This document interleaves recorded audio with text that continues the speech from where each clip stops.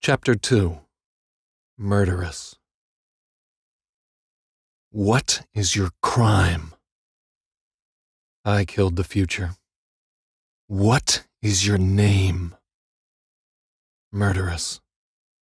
You are empty, Sergeant Tsuros would say, concluding the ritual.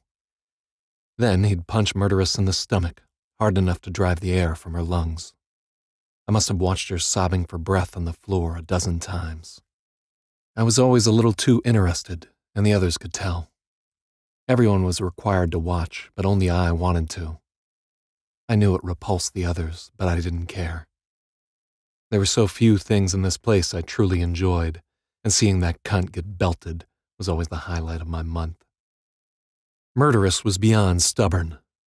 When the Hezo ordered her to keep her baby, she declined. Openly. All she had to do was feign complications like everyone else, but she just had to take a stand. I don't know who hated her worse, the inmates or the drills. The drills hated her for her crime. The squadron hated her for getting us in trouble. We soaked up so much collective punishment for that woman and her opposition-defiant disorder. She was one of those people who had to test every boundary, but she was also a slow learner and never shut up. It was a truly unfortunate combination for everyone.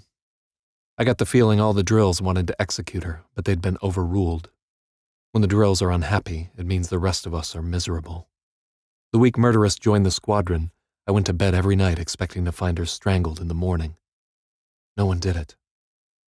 I think we were all hoping someone else would. In her defense, things were rigged against Murderous from the start. She was a late arrival, replacing an inmate who died from an accident. The squad was undergoing ship acclimation, which was an especially awful time.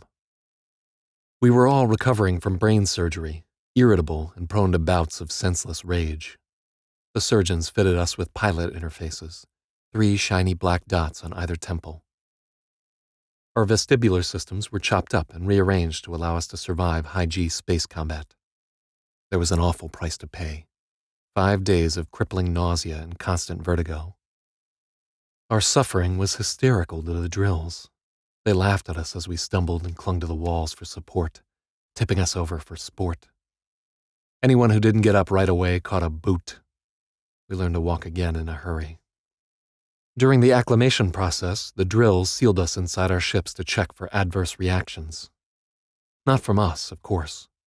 If we got rashes or our face swelled up and couldn't breathe, that was just too bad.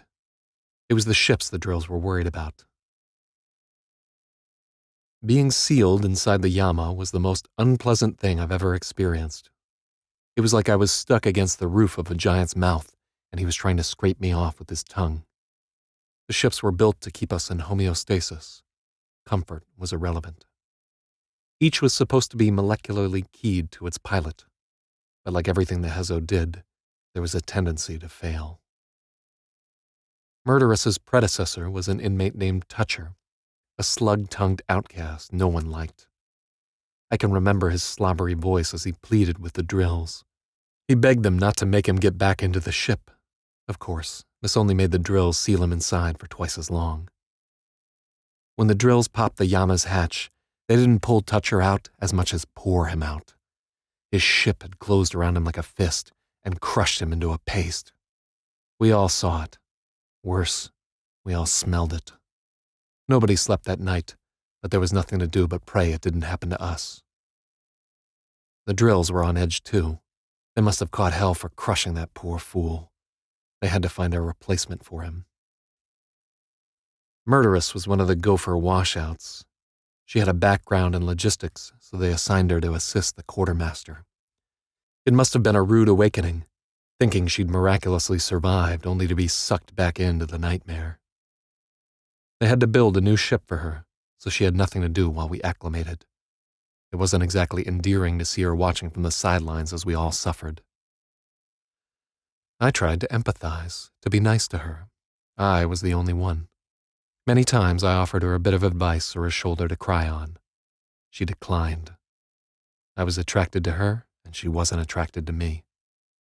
The story of my life.